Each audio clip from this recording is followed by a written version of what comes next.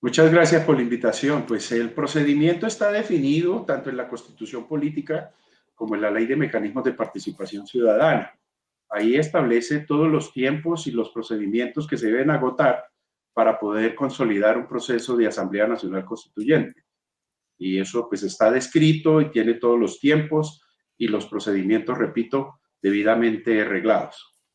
Para que la gente nos entienda y la gente que lo está escuchando y lo está viendo aquí en Medellín, en Antioquia y en otras partes del país y el mundo, ¿cuál es ese checklist, ese paso a paso?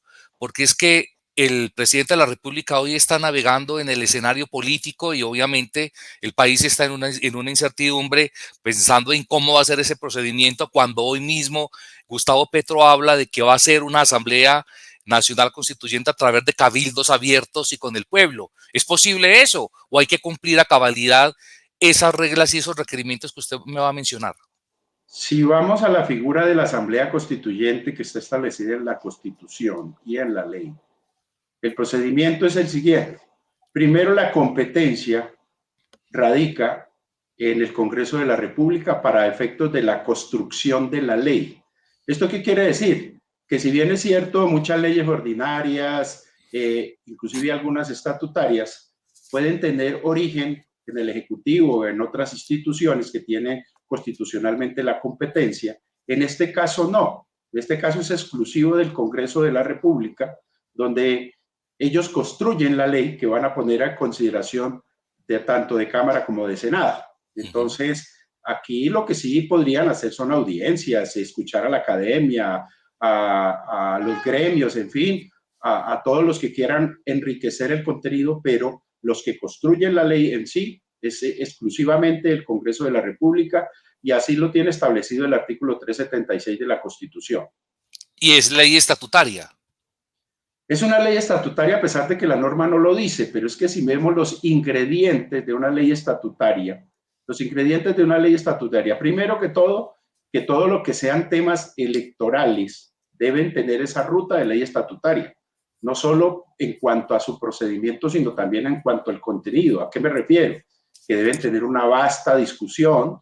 Muchas veces una ley ordinaria pasa, como llaman coloquialmente, a pupitre. En estos casos debe tener una amplia discusión, debe contar con la participación y la aprobación de la mitad más uno de los miembros de cada una de las cámaras. Se quiere decir esto, que por ejemplo, si el Senado está compuesto por 8.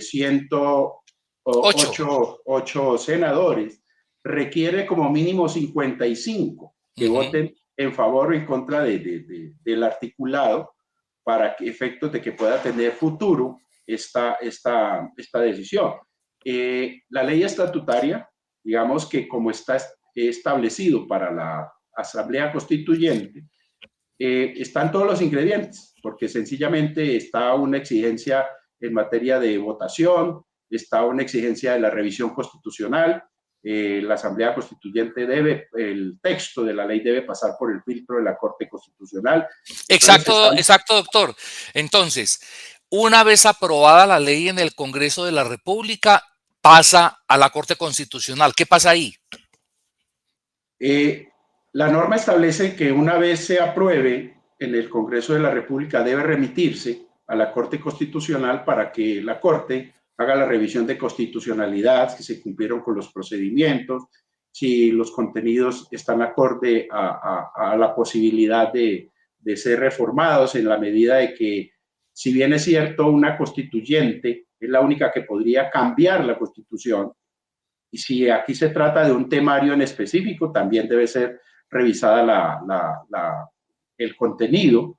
Adicionalmente debe tener, por ejemplo, repito, ese contenido, cuántos delegatarios va a elegir para que sean los que van a trabajar en la elaboración de los nuevos textos, qué tiempo se les va a dar para que efectivamente cumplan esa tarea. Eso es más o menos a grandes rasgos los contenidos, y eso es lo que revisa la Corte Constitucional para, para avalar si se cumplieron o no con esos requisitos. Doctor Alfonso, ¿y esos delegatarios cómo se definen? ¿Cuál es el procedimiento? Bueno, vayamos al paso a paso para poder llegar al tema de los delegatarios. Exacto. Una vez la Corte Constitucional, supongamos que le da el aval constitucional a la ley de convocatoria de la Asamblea Constituyente, el Ejecutivo, el presidente de la República, fija la fecha para la votación para que los ciudadanos se pronuncien sobre ese contenido.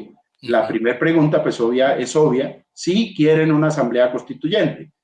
Paso siguiente, y de manera separada, deben ir cada una de las preguntas, el número de delegatarios, el tiempo en que se debe tomar las decisiones, y eso se pondrá a consideración de la ciudadanía. Y vamos a suponer, por ejemplo, que la ciudadanía avale la asamblea constituyente, debe necesariamente aprobar también los siguientes artículos, porque si puede estar aprobando la convocatoria, pero alguno de los artículos se puede quedar en el camino por la exigencia del requisito de votación que tiene cada uno. Eso es como si, vamos a suponer que tuviese el texto 10 preguntas, sí, pues son 10 respuestas que se deben dar. No hay una respuesta global, sino que cada una de las preguntas tiene su escrutinio independiente.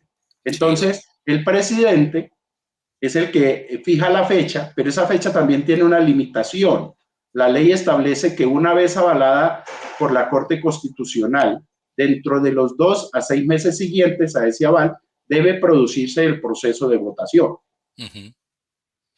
Doctor, pero entonces, una cosa es de llamar al constituyente primario a decirle, quiere Asamblea Nacional Constituyente, estos son los temas XXX. En esa misma consulta o en esas mismas votaciones para definir esos puntos, ¿se eligen los delegatarios o tiene que ser una consulta distinta? Vamos allá, llegar una vez avalado los textos, los que hayan pasado el filtro ciudadano que requiere una votación exigente. Esa votación debe ser la tercera parte del censo electoral. No es que participe, sino que diga sí o no. Pues, o sea, estamos hablando de no menos de 13 millones de personas que tienen que decir sí o no. En muchos mecanismos de participación ciudadana se dice la participación, es decir, una cosa es participar y otra cosa es avalar el contenido. Entonces aquí la ley reclama es el aval al contenido. O sea, si votaron 16 millones, requiere como mínimo esa tercera parte del censo para que diga sí, para que pueda continuar su ritmo. Y una vez eso se produzca y el Consejo Nacional Electoral promulgue los resultados, porque es el que tiene competencia para estos tipos de ejercicios de orden nacional, se debe convocar a la ciudadanía nuevamente para la elección de los dignatarios. Y los dignatarios son las personas que se van a encargar de elaborar los textos. Y una vez se concluya esta tarea, una vez se elijan los dignatarios, ahí sí comienza el trabajo de la Asamblea Constituyente, que debe hacerlo sobre la base de los textos que se aprobaron en la ley y en el tiempo que se les estableció en la ley. Muy bien, le entiendo, Doc. Entonces suponiendo, o sea, aquí son más o menos ya, yo creo que el censo electoral debe ir más o menos como en unos 40 millones, es decir, 13 millones tendrían que participar, pero de esos 13 millones la mayoría tendría que decir que sí para poder aplicar. No, los 13 millones tienen que decir sí, porque si participan 13 millones, pero solo 12 dijeron que sí, hasta llegó.